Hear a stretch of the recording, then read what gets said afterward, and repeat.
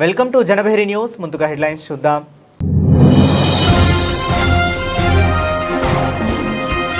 దేశంలో డిజిటల్ జనగణన ప్రారంభం. స్వయంగా వివరాలు నమోదు చేసుకున్న రాష్ట్రపతి, ప్రధాని.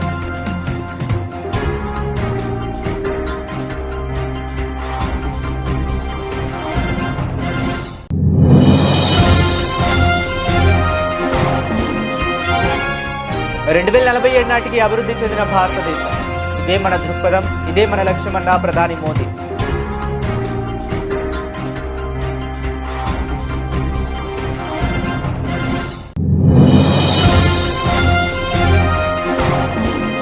సింథసిస్ గ్యాస్ ను ఉత్పత్తి చేయడం ద్వారా దిగుమతులు తగ్గించవచ్చు, స్పష్టం చేసిన కేంద్ర మంత్రి G Kishan Reddy.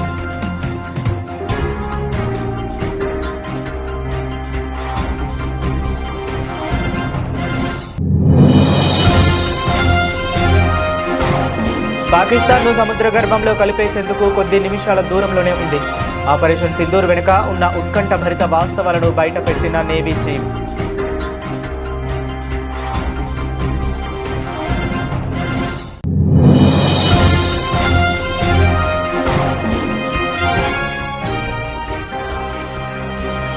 Oil form సాగు పెరిగే అవకాశం, వెల్లడించిన మంత్రి తుమ్మల.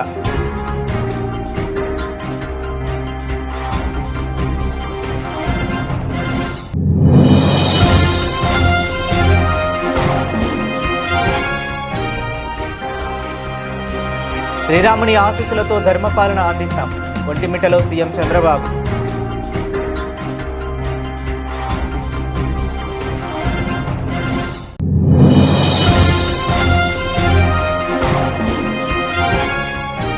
హైదరాబాద్లో దోమల బెడదను నివారించడంలో ప్రభుత్వం సంపూర్ణంగా విఫలమైంది. సర్కార్పై బీఆర్ఎస్ ఎమ్మెల్యే సుధీర్ రెడ్డి విమర్శలు.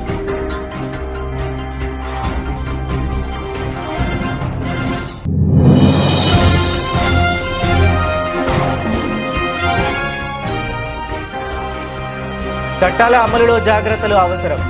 జన్విశ్వాస్ సవరణ బిల్లుపై జరిగిన చర్చలో ఎంపీ గురుమూర్తి కీలక సూచనలు.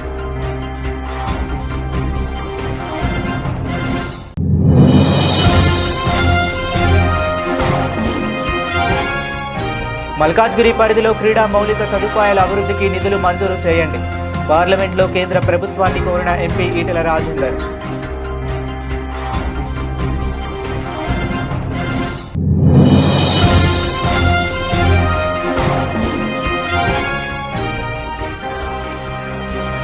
ముప్పై ఏళ్ల తరువాత మళ్లీ హిందూ మతంలోకి, భూమన చొరవతో సనాతన ధర్మంలోకి బాల్య స్నేహితులు.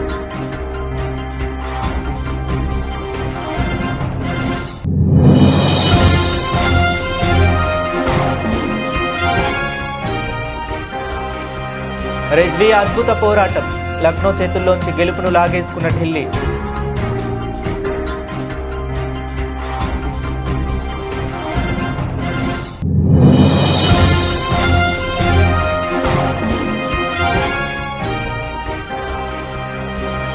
కుప్పకూలిన స్టాక్ మార్కెట్లు, సెన్సెక్స్ 1400 పాయింట్లు పతనం.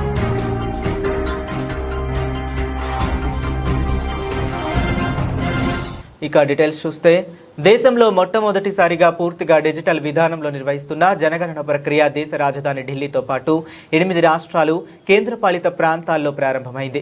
ఈ స్వీయ నమోదు కార్యక్రమంలో రాష్ట్రపతి ద్రౌపది ముర్ము, ప్రధాని మోదీ పాల్గొని తమ వివరాలను నమోదు చేసుకున్నారు.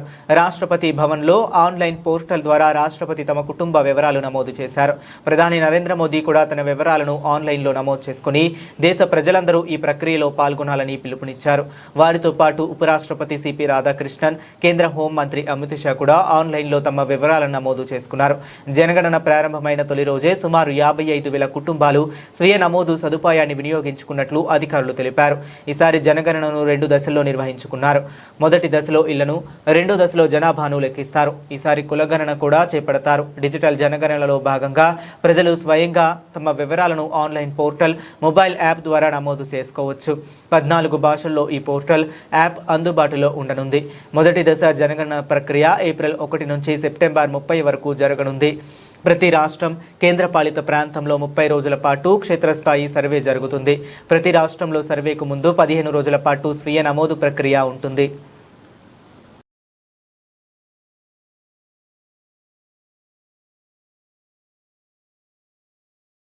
పాత వ్యవస్థలో ఒకరు అధికారి అయినప్పుడు అధికారంపై దృష్టి ఉండేదని మనందరికీ తెలుసని, కానీ నేడు దేశం కర్తవ్యానికి బీజేపీ ఎక్కువ ప్రాధాన్యత ఇస్తుందని ప్రధాని నరేంద్ర మోదీ తెలిపారు.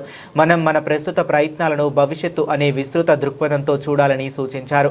2047 నాటికి అభివృద్ధి చెందిన భారతదేశంగా మన దృక్పథం, ఇదే మన లక్ష్యం అని మోదీ పిలుపునిచ్చారు. ये बात हम सब जानते हैं कि पुरानी व्यवस्था में जोर अधिकारी होने पर ज्यादा होता था, लेकिन आज देश का जोर कर्तव्य भावना पर ज्यादा है.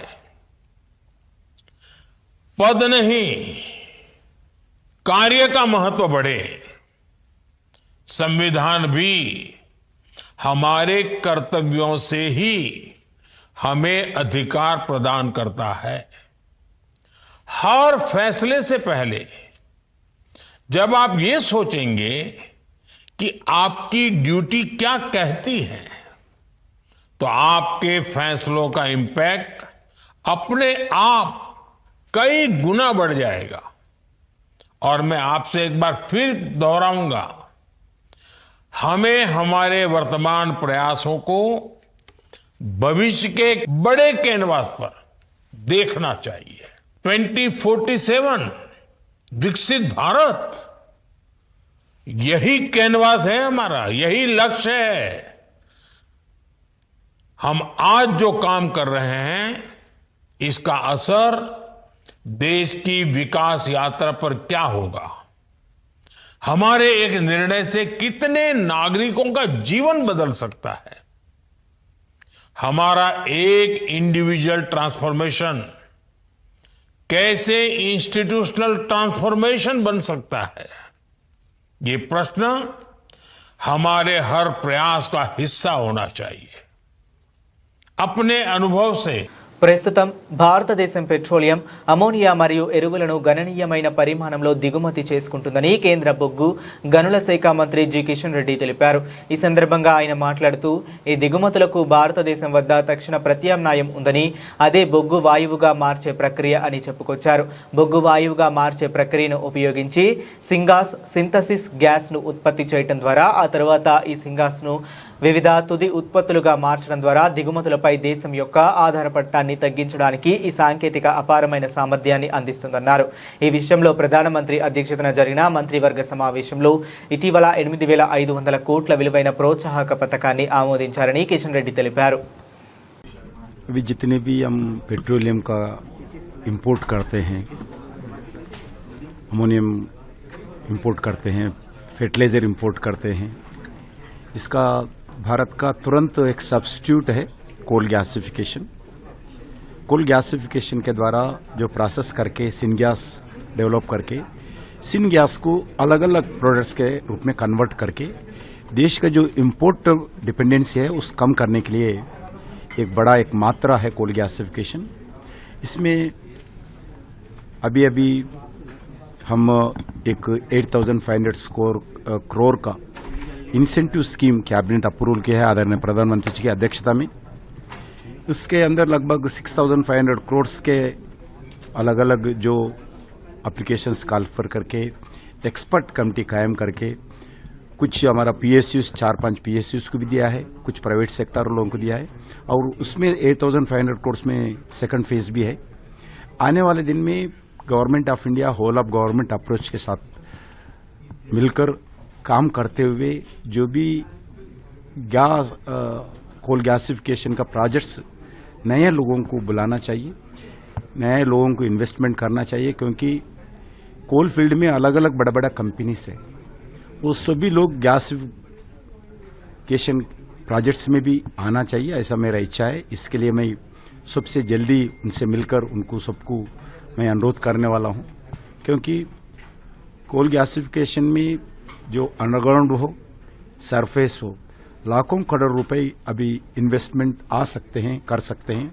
इवन फॉरेन कंपनीज भी इसमें పాకిస్తాన్ను సముద్ర గర్భంలో కలిపేసేందుకు భారత్ కేవలం కొద్ది నిమిషాల దూరంలోనే ఉంది అంటూ ఆపరేషన్ సింధూర్ సమయంలో భారత నౌకాదళం ఎంతటి దూకుడుగా వ్యవహరించిందో navy chief admiral Dinesh K Tripathi వివరించారు. ఈ వ్యాఖ్యలు ఇప్పుడు దేశవ్యాప్తంగా సంచలనం రేపుతున్నాయి. ముంబైలో జరిగిన నావల్ ఇన్వెస్టిచర్ సెరమనీలో ప్రసంగించిన అడ్మిరల్ త్రిపాఠి ఆపరేషన్ సింధూర్ వెనుక ఉన్న ఉత్కంఠభరిత వాస్తవాలను బయటపెట్టారు. మేము సముద్రం నుండి పాకిస్తాన్ను విరుచుకుపడటానికి కేవలం నిమిషాల దూరంలో ఉన్నాం. సరిగ్గా అదే సమయంలో భారత్ తమపై దాడులను నిలిపివేయాలని పాక్ అభ్యర్థించింది అని ఆయన వెల్లడించారు. Ladies and gentlemen, we have gathered here at a time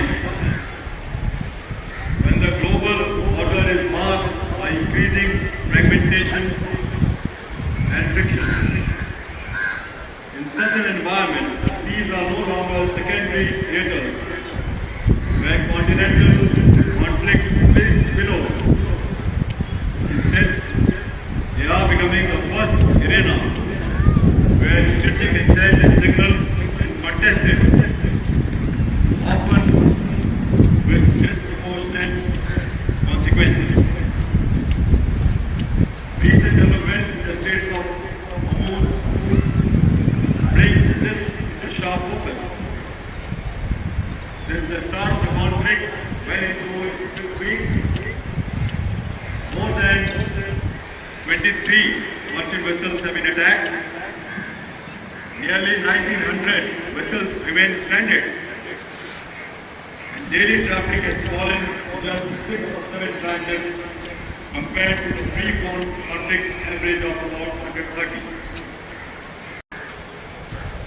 Operation Sindoor demonstrated exemplary readiness and resolve of our Navy as our units undertook swift deployment and maintained a highly aggressive posture throughout the period.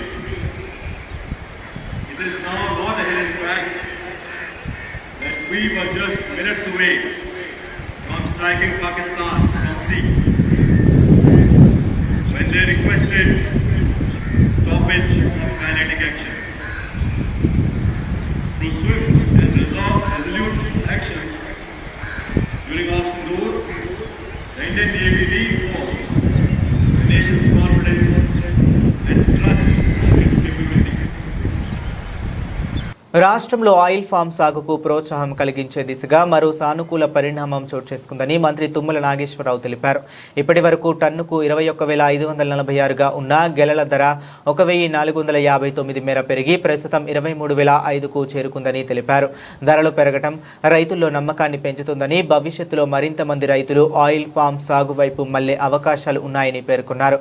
కాగా కేంద్ర వ్యవసాయ మంత్రి శివరాజ్ సింగ్ చౌహాన్ నిర్వహించిన video కాన్ఫరెన్స్లో మంత్రి తుమ్మల మాట్లాడుతూ farmer registry నమోదులో దేశంలోనే తెలంగాణ ముందుందని, 3 నెలల్లో ఈ కార్యక్రమాన్ని పూర్తి చేస్తామని తెలిపారు.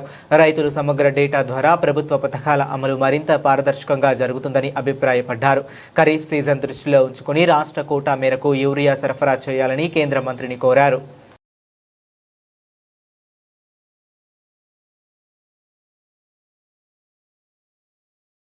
శ్రీరాముడి ఆశీస్సులతో ఆయన చూపిన మార్గంలో ధర్మాన్ని అనుసరించి రాష్ట్రంలో ధర్మబద్ధమైన పాలన అందిస్తామని ముఖ్యమంత్రి చంద్రబాబు స్పష్టం చేశారు. రాముడి పేరు వినగానే సుపరిపాలన, రామరాజ్యం గుర్తుకు వస్తాయని, అదే స్ఫూర్తితో తమ కూటమి ప్రభుత్వం పనిచేస్తోందని అన్నారు.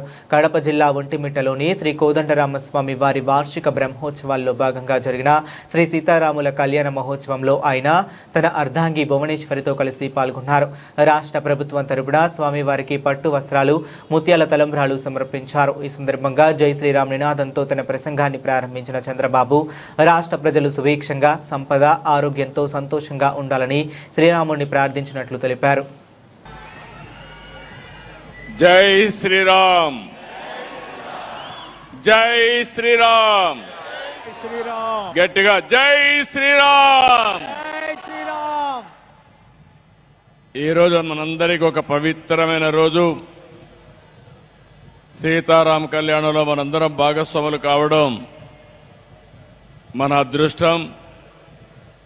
ఎప్పుడు కూడా రాముడు అనగానే మనకు గుర్తొచ్చేది రామరాజ్యం, సుపరిపాలన, అలాంటిది ఈరోజు నెమరేసుకుని ఇంకొక పక్కన వెంకటేశ్వర స్వామి కలియుగ అవతారం, ఆయన కూడా ఈ రాష్ట్రంలో ఉండడం నెలకొనడం మన అదృష్టం.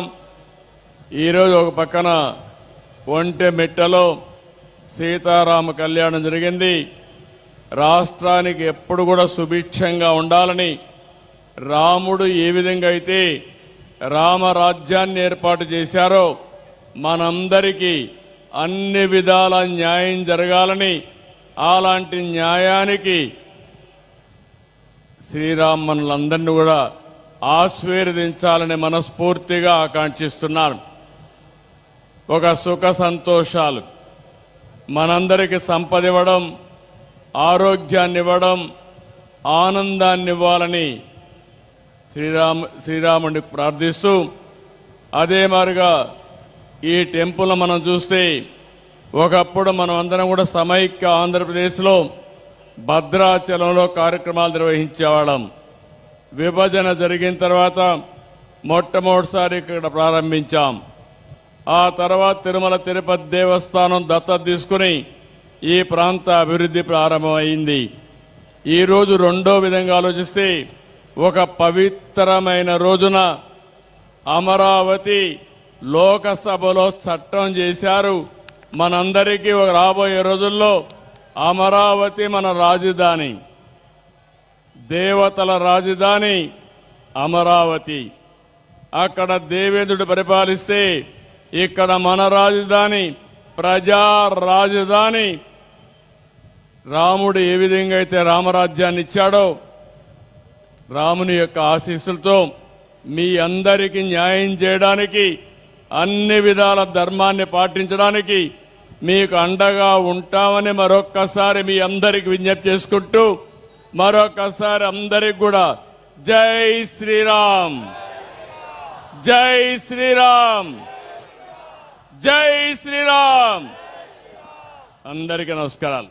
హైదరాబాద్లో దోమల బెడదను నివారించడంలో ఈ కాంగ్రెస్ ప్రభుత్వం సంపూర్ణంగా విఫలమైందని బీఆర్ఎస్ ఎమ్మెల్యే సుధీర్ రెడ్డి అన్నారు. గత బీఆర్ఎస్ ప్రభుత్వంలో చెరువుల్లో దోమలు పెరగకుండా 5 పద్ధతుల్లో దోమలను, వాటి గుడ్లను నాశనం చేసేవాళ్లమని తెలిపారు. కానీ ఈ ప్రభుత్వం ప్రజలను గాలికి వదిలేసిందని ఆరోపించారు. దోమల బెడదతో ప్రజల మలేరియా, చికెన్ గున్యా అనారోగ్యాలలో ఆసుపత్రులతో చేరుతున్నారని ఆవేదన వ్యక్తం చేశారు. ఆయిల్ బాల్స్ తోటి లార్వా అంతా చచ్చిపోతుంది, లార్వా స్ప్రెడ్ కాదు, తద్వారా దోమల నియంత్రణ తగ్గింది. రెండవది, మాన్యువల్ భుజానికి ఈపుకు దోమల స్ప్రేయింగ్ డబ్బా మనం కట్టుకొని దాన్ని 15 మీటర్ల దాకా పోతుంది. ఈ 15 మీటర్లు స్ప్రేయింగ్ చేసేవాళ్ళం. స్ప్రే చేస్తే లార్వా డెవలప్ కాకుండా ఉండేది. కానీ మధ్య చెరువు దాకా మందు రీచ్ కాకపోతుంది. దాని తర్వాత డ్రోన్ ద్వారా మరి మధ్య చెరువులో కొట్టేవాళ్ళం. ఆ డ్రోన్ ద్వారా కొట్టడం వల్ల కంప్లీట్ గా లార్వా చచ్చిపోయేది. దాని తర్వాత మళ్ళీ గంబూజియా చేపలని చెప్పేసి చేపలను నీళ్లలో వదిలేవాళ్ళం. నీళ్లలో వదిలిపెట్టడం వల్ల ఈ లార్వా అంతా కూడా తినేసేది. తద్వారా దోమలు అన్ని కూడా అదుపులో ఉంటుండే. ఈ ప్రభుత్వం సంపూర్ణంగా విఫలమైపోయింది. ఏ చర్యలు తీసుకుంటలేదు. దోమల మీద యుద్ధం ప్రకటించినాక కూడా ఎటువంటి చర్యలు తీసుకోకుండా ప్రజల్ని గాలికి వదిలేసి ప్రజలు డెంగ్యూ, మలేరియా, చికెన్ గున్యా ఇవన్నీ రోగాలతోటి ఇవాళ ఆసుపత్రుల్లో చేరుతున్నారు. తద్వారా లక్షల రూపాయల ఖర్చులు పేదవానికి, మరి మధ్యతరగతి కుటుంబానికి భారం అవుతుంది. కనీసం దోమల్లోనే అరికట్టమని చెప్పేసి ఈ ప్రభుత్వాన్ని కోరుతా ఉన్నాను. జన్ విశ్వాస్ సవరణ బిల్లుపై పార్లమెంట్లో జరిగిన చర్చలో వైసీపీ ఎంపీ మద్దిల గురుమూర్తి పాల్గొని కీలక సూచనలు చేశారు. వివిధ చట్టాలలో ఉల్లంఘనలను చేర్చి అమలు వ్యవస్థను బలోపేతం చేయటం మంచి చర్యేనని పేర్కొంటూనే చిన్న పెద్ద ఉల్లంఘనల మధ్య స్పష్టమైన తేడా లేకపోతే అమలులో అసమానతలు తలెత్తే ప్రమాదం ఉందని ఆందోళన వ్యక్తం చేశారు. జైలు శిక్షల స్థానంలో ఎక్కువగా నగదు జరిమానాల విధానం తీసుకురావటం వల్ల కొన్ని సందర్భాల్లో నిరోధక ప్రభావం తగ్గే అవకాశం ఉందని ఆయన తెలిపారు. ముఖ్యంగా భద్రతకు సంబంధించిన కీలక ఉల్లంఘనల్లో కఠిన చర్యలు అవసరమని స్పష్టం చేశారు. నియంత్రణ వ్యవస్థలు బలోపేతం కావటం, నేరాల నమోదులో పారదర్శకత పెరగడం సానుకూలమేనని చెప్పినా అవి సమర్థవంతంగా పనిచేయాలంటే బలమైన డిజిటల్ పర్యవేక్షణ వ్యవస్థలు అవసరమని అన్నారు. माननीय सदस्य Shri M Gurumurthy ji. Thank you, madam, for giving me the opportunity to speak on Jan Vishwas Amendment of Provisions Bill 2026, madam. Madam, Inland Vessels Act Amendment Section 63 expands scope to include offences and contraventions, strengthening enforcement, madam. However, options of classification between minor and serious violation risk arbitration treatment, madam. Further, there is a ground level regulatory capture may happen, madam. So in chapter 16, punishment reflects stricter enforcement intent, madam. However, blanket shift towards monetary penalties instead of imprisonment may dilute deterrence in safety critical violations, madam.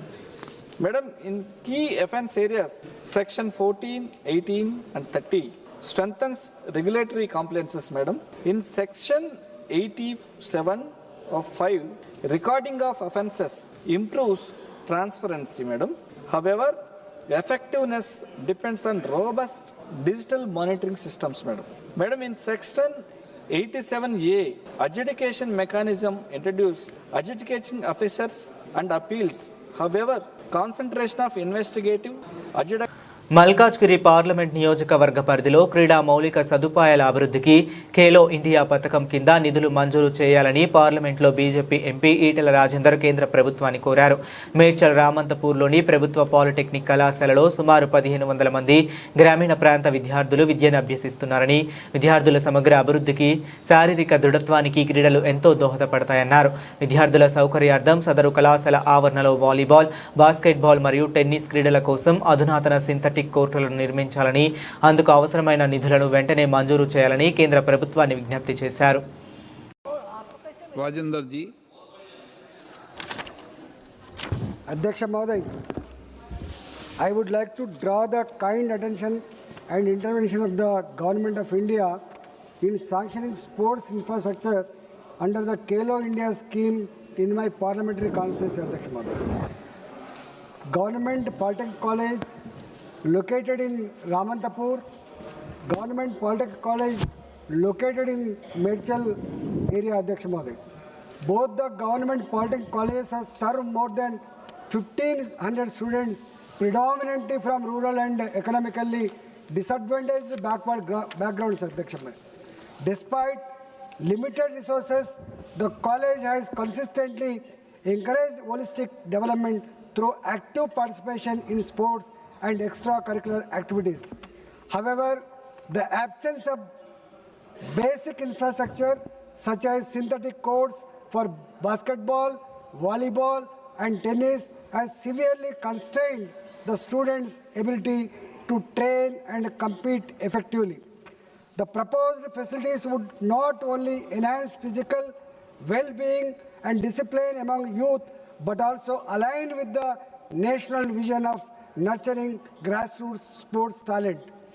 Given the strategic location of the college and its initiative student base, this initiative would serve as a model for equitable sports development in urban region. I urge upon the Union Government to consider this proposal under the Khelo India scheme. Thank you, Adhyaksh Mahoday. తిరుపతిలో ఒక ఆసక్తికర సన్నివేశం చోటు చేసుకుంది. TTD మాజీ chairman, Tirupati మాజీ MLA Bhumana Karunakar Reddy నివాసంలో హిందూ మత పునఃస్వీకరణ మహోత్సవం జరిగింది. 30 ఏళ్ల క్రితం ఇస్లాం మతం స్వీకరించిన ఓ జంట భూమన చొరవతో తిరిగి సనాతన ధర్మంలోకి వచ్చారు. ఈ సందర్భంలో భూమన తన నివాసంలో ప్రత్యేక హోమం నిర్వహించి వారిని హిందూ మతంలోకి ఆహ్వానించారు. తిరుపతికి చెందిన శ్రీనివాసులు రెడ్డి, పుష్ప దంపతులు సుమారు 30 ఏళ్ల క్రితం జీవనోపాధి కోసం కువైత్ వెళ్లారు. అక్కడ పరిస్థితుల దృష్ట్యా వారు ఇస్లాం మతం స్వీకరించి తమ పేర్లను అబ్దుల్లా, అమీనాగా మార్పుకున్నారు. 5 ఏళ్ల క్రితం తిరిగి స్వస్థలానికి వచ్చిన వీరు తిరుపతిలోని పీకే లేఅవుట్లో నివాసం ఉంటున్నారు. ఈ క్రమంలో తన స్నేహితుడు మతం మారాడని తెలుసుకున్న భూమన తిరిగి హిందూ ధర్మంలోకి రావాలని కోరారు. ముఖ్యంగా గత 2 ఏళ్లుగా ఆయన పదే విజ్ఞప్తి చేయడంతో శ్రీనివాసుల రెడ్డి దంపతులు ఆలోచించి సనాతన ధర్మంలోకి తిరిగి రావాలని నిర్ణయించుకున్నారు. ఈ నిర్ణయాన్ని భూమనకు తెలుపగా ఆయన తన పద్మావతిపురంలోని నివాసంలోనే ఈ కార్యక్రమాన్ని ఏర్పాటు చేశారు. ఈ కార్యక్రమం అనంతరం భూమన కరుణాకర్ రెడ్డి మాట్లాడుతూ మాట్లాడుతూ గత ప్రభుత్వంలో వైఎస్ జగన్ ఆదేశాలతో 60 మంది పీఠాధిపతులతో సదస్సు నిర్వహించాం. ఇతర మతాల్లోకి వెళ్లిన వారిని తిరిగి హిందూ మతంలోకి తీసుకురావడానికి ఒక ప్రత్యేక వేదిక ఏర్పాటు చేయాలని ఆ సదస్సులో తీర్మానించాం. అయితే కూటమి ప్రభుత్వం వచ్చి 2 ఏళ్లు అవుతున్నా ఆ నిర్ణయాన్ని అమలు చేయలేదు. ప్రభుత్వం ఆ పని చేయకపోయినా జగన్ ఆశయానికి అనుగుణంగా నా స్నేహితుడిని తిరిగి హిందూ ధర్మంలోకి తీసుకురావడం ఎంతో సంతృప్తినిచ్చింది అని భూమన వ్యాఖ్యానించారు.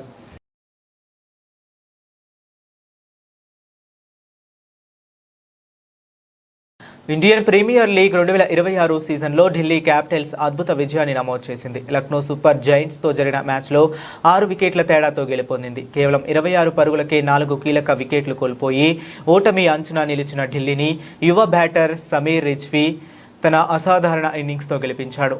ట్రిస్టన్ స్టబ్స్ 32 బంతుల్లో 39 నాటౌట్ అతనికి అండగా నిలిచాడు. వీరిద్దరూ 5వ వికెట్కు అజేయంగా 119 పరుగులు జోడించి జట్టుకు చిరస్మరణీయ విజయాన్ని అందించారు. లక్నోలో ఏకానా స్టేడియం వేదికగా జరిగిన ఈ మ్యాచ్లో టాస్ గెలిచిన ఢిల్లీ కెప్టెన్ అక్షర్ పటేల్ తొలుత బౌలింగ్ ఎంచుకున్నాడు. దీంతో బ్యాటింగ్కు దిగిన లక్నో సూపర్ జాయింట్స్ ఢిల్లీ బౌలర్ల దాటికి 18.4 ఓవర్లలో 141 పరుగులకే కుప్పకూలింది. అనంతరం 142 పరుగుల సాధారణ లక్ష్యంతో బరిలోకి దిగిన ఢిల్లీ క్యాపిటల్స్కు ఆరంభం ఆశించిన స్థాయిలో లభించలేదు. క్లిష్ట దశలో క్రీజులో కలిసిన సమీర్ రిజ్వీ, ట్రిస్టన్ స్టబ్స్ అద్భుతమైన పోరాట పటిమ కనబరిచారు. లక్నో బౌలర్లను సమర్థంగా ఎదుర్కొంటూ స్కోర్ బోర్డును ముందుకు నడిపించారు.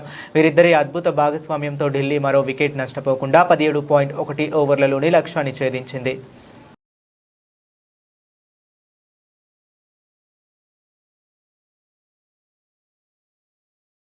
అంతర్జాతీయంగా నెలకొన్న యుద్ధ భయాలు భారత స్టాక్ మార్కెట్లను కుదిపేశాయి. ఇరాన్పై దాడులు కొనసాగుతాయని అమెరికా అధ్యక్షుడు డొనాల్డ్ ట్రంప్ ప్రకటించడంతో పెరిగిన చమురు ధరలు సూచీలపై తీవ్ర ప్రతికూల ప్రభావాన్ని చూపాయి. గురువారం ట్రేడింగ్ ప్రారంభమైన కొద్దిసేపటికే మార్కెట్లు భారీ పతనాన్ని నమోదు చేశాయి. బీఎస్ఈ సెన్సెక్స్ ఏకంగా 1400 పాయింట్లకు పైగా కుప్పకూలగా ఎన్ఎస్ఈ నిఫ్టీ 400 పాయింట్లకు పైగా నష్టపోయింది. ట్రంప్ ప్రకటనతో అంతర్జాతీయ మార్కెట్లో బ్రెంట్ క్రూడ్ ఆయిల్ ధర బ్యారెల్కు $4 పైగా పెరిగి $106 వద్దకు చేరింది. ఈ ప్రభావంతో మార్కెట్ ప్రారంభంలోనే సెన్సెక్స్ 1416 పాయింట్లు నష్టపోయి 71,718 వద్ద, నిఫ్టీ 429 పాయింట్లు కోల్పోయి 22,250 దిగువన ట్రేడ్ అయ్యాయి. అన్ని రంగాల సూచీలు నష్టాల్లోనే కొనసాగుతున్నాయి. ముఖ్యంగా ఫార్మా, పిఎస్యు బ్యాంక్, రియాలిటీ రంగాలు 3% పైగా పతనమయ్యాయి.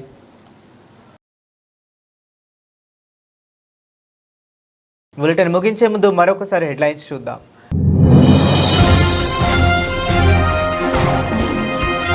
దేశంలో డిజిటల్ జనగణన ప్రారంభం. స్వయంగా వివరాలు నమోదు చేసుకున్న రాష్ట్రపతి, ప్రధాని.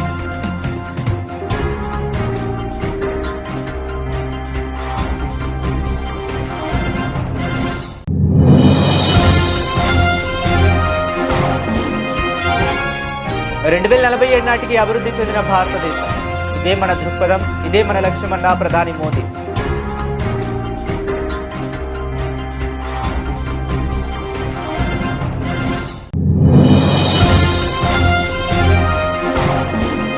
సింథసిస్ గ్యాస్ ను ఉత్పత్తి చేయడం ద్వారా దిగుమతులు తగ్గించవచ్చు, స్పష్టం చేసిన కేంద్ర మంత్రి G Kishan Reddy.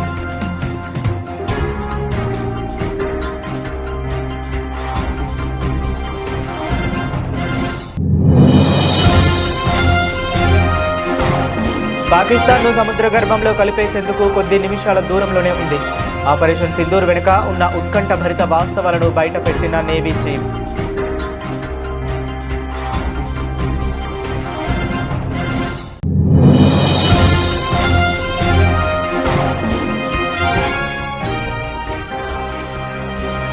Oil form సాగు పెరిగే అవకాశం, వెల్లడించిన మంత్రి తుమ్మల.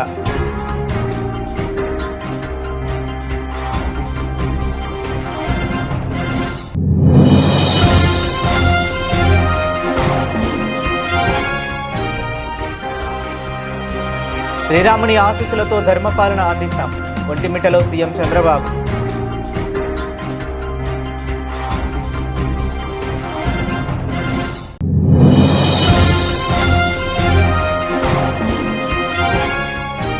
హైదరాబాద్లో దోమల బెడదను నివారించడంలో ప్రభుత్వం సంపూర్ణంగా విఫలమైంది.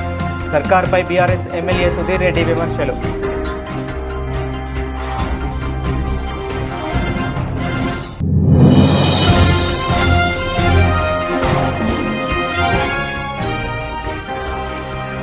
చట్టాల అమలులో జాగ్రత్తలు అవసరం. జన్ విశ్వాస్ సవరణ బిల్లుపై జరిగిన చర్చలో ఎంపీ గురుమూర్తి కీలక సూచనలు.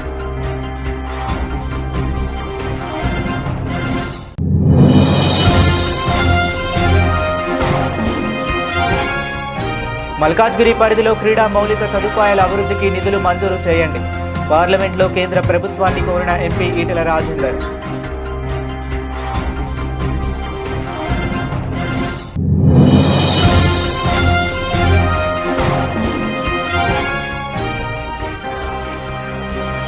ముప్పై ఏళ్ల తరువాత మళ్లీ హిందూ మతంలోకి. భూమన చొరవతో సనాతన ధర్మంలోకి బాల్య స్నేహితులు.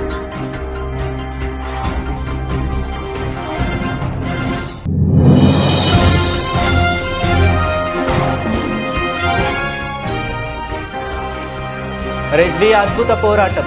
లక్నో చేతుల్లోంచి గెలుపును లాగేసుకున్న ఢిల్లీ.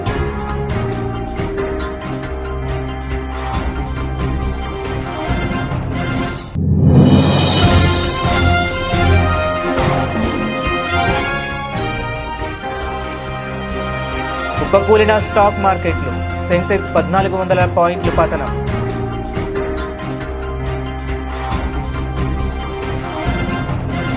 ఇవి ఇప్పటి వరకు ఉన్న అప్డేట్స్. మరిన్ని అప్డేట్స్ కోసం కీప్ వాచింగ్.